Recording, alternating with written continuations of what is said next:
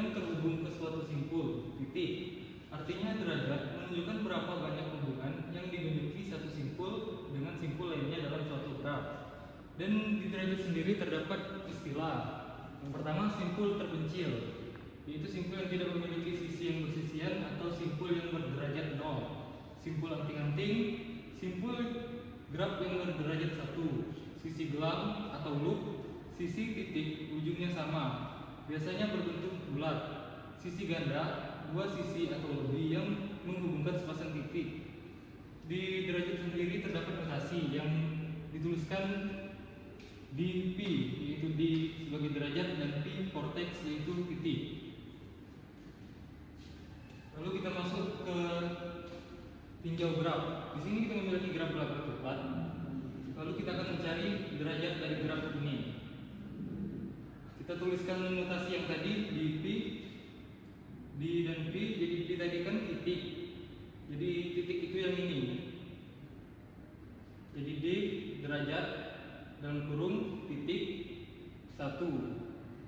Kita lihat sisi yang terhubung ke 1 ini ada berapa. Kita tahu kan dua ini ke 1 ini kan terhubung ya garisnya. Itu artinya dihitung sebagai satu sisi. Lalu 3 dengan 1, 3 terhubung, dihitung sebagai satu sisi. Jadi kita memiliki dua sisi yang terhubung dengan 1. Lalu kita tulis 2. Di titik yang kedua kita lihat nih ada berapa sisi yang terhubung kedua.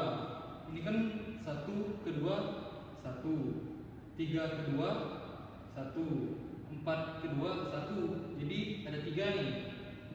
Kita tuliskan 3. Lalu keempat kita lihat juga 2 keempat 1, 3 keempat juga 1. Jadi ada 2. Untuk yang ketiga kita lihat juga nih, dari 1 ke 3 ada 1, 2 ke 3 ada 1, 4 ke 3 juga ada 1. Jadi derajat dari titik ketiga ini ada 3. Lalu ini bersisian dengan sisi ganda. Lalu di dalam materi derajat ada yang namanya graf berarah. Pada graf berarah, derajat simpul dibedakan lagi menjadi derajat masuk in degree dan derajat keluar out degree. Kita lihat pada graf berikut. Kita tulis seperti tadi dengan notasi BB.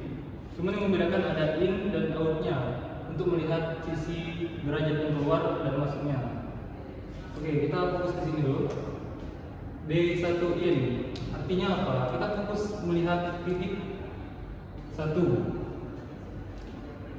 In ini merujuk ke derajat masuk, artinya kita fokus ke tanda panah yang mengarah masuk. Dan out ini kita fokus ke tanda panah yang mengarah keluar.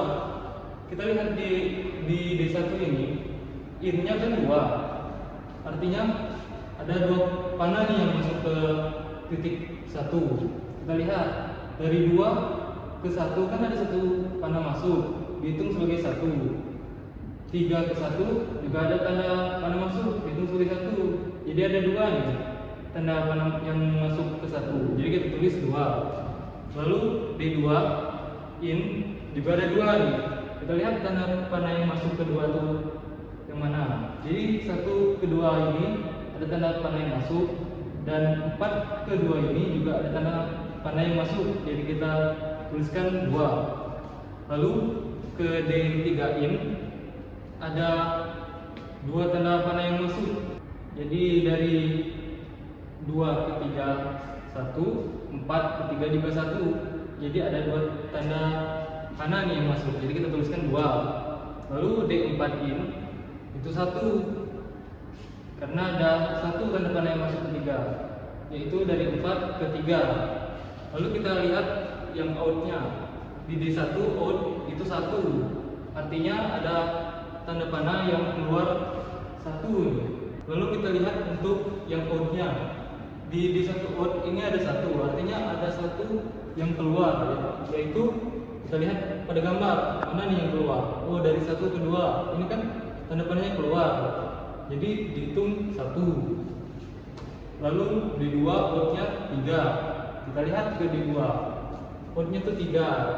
Jadi ada 3 nih, ini dan ini, dari 2 ke 1, 2 ke 3, dan 2 ke 4. Lalu D3 outnya 1. Kita lihat nih, yang mana? Oh, yang ini, dari 4 ke 3, jadi 1 tanda panah yang keluarnya. Lalu D4 out ada 2. Artinya yang mana nih yang keluar tanda panahnya? Yang ini dan yang ini. Dari 4 ke 2 dan 4 ke 3. Oke, lalu di derajat juga ada yang namanya lemma jabat tangan, yaitu jumlah derajat semua simpul pada suatu graf adalah genap, yaitu 2 kali jumlah sisi pada graf tersebut. Jadi di lemma jabat tangan ini juga memiliki notasi yang dituliskan dengan G sama dengan V, E, maka H di P sama dengan 2 kali E. Maksudnya tuh kita menghitung jumlah sisi dalam grafnya. Oke, kita masuk ke graf yang awal tadi, yang ini ya, graf tepat. Kita tahu nih kan yang di awal tadi itu derajat graf ini ada 2, 3, 2, 3 per simpulnya. Jadi kita tambahin nih jumlah derajat ini. Jadi 2 ditambah 2 ditambah 3 ditambah 3 sama dengan 10. Lalu kita hitung sisi di graf ini ada berapa. Jadi ini 1, ini 2, ini 3, ini 4, ini 5. Jadi kita kalikan dengan 2. Jadi 2 kali 5 sama dengan 10. Kenapa sih ditambah dan dikali? Karena ini merujuk ke notasi yang kita tuliskan tadi. Di sini ada H di P, artinya H ini penjumlahan. Jadi kita tambahkan derajatnya. Lalu ada 2 kali E ini sebagai sisi yang tadi kita hitung, ada 5. Lalu dikalikan dengan 2 merujuk ke sini. Jadi 2 kali E. Jadi 2 kali 5 sama dengan 10. Dan total penjumlahan tadi juga sama dengan 10. Jadi ini 10, ini 10. Jadi ini terpenuhi apa? Terpenuhi dari syarat dari lemma jabat tangan ini. Nah, sekarang kita akan lanjut ke materi path atau lintasan. Path ini apa sih? Nah, dalam teori graf, path atau lintasan adalah urutan titik yang saling terhubung melalui garis sehingga bisa membentuk lintasan dari satu titik ke titik lain. Panjang path dilihat dari berapa banyak garis yang dilewati. Nah, path ini juga ada beberapa jenisnya nih. Ada jenis path sederhana, path tertutup, dan path terbuka.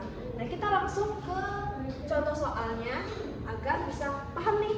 Maksudnya apa sih ini? Lintasan 1, 2, 4, 3 itu untuk mencari jenis-jenis pathnya itu termasuk dalam path apa. Nah, kita perhatikan graf yang di bawah ini. Lintasan 1, 2, 4, 3 ini termasuk jenis-jenis apa ya? Nah, kalau kita lihat dari 1 ke 2, 2 ke 4, 4 ke 3, oh itu ternyata termasuk path sederhana dan path terbuka.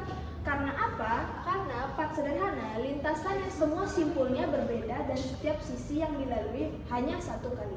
Jadi kalau dilihat di lintasan 1, 2, 4, 3 ini berarti dilaluinya 1 kali dan ini berbeda-beda lintasannya. Terus kalau termasuk path terbuka kenapa sih? Karena ini path terbuka terdapat syarat lintasan yang tidak berawal dan berakhir pada simpul yang sama. Kita perhatikan lintasan 1, 2, 4, 3 berawal dari 1 dan berakhir di 3. Jadi termasuk dari path terbuka. Nah, selanjutnya ada lintasan 1, 2, 4, 3, 1 termasuk path tertutup. Kenapa? Karena path tertutup adalah lintasan yang berawal dan berakhir pada simpul yang sama.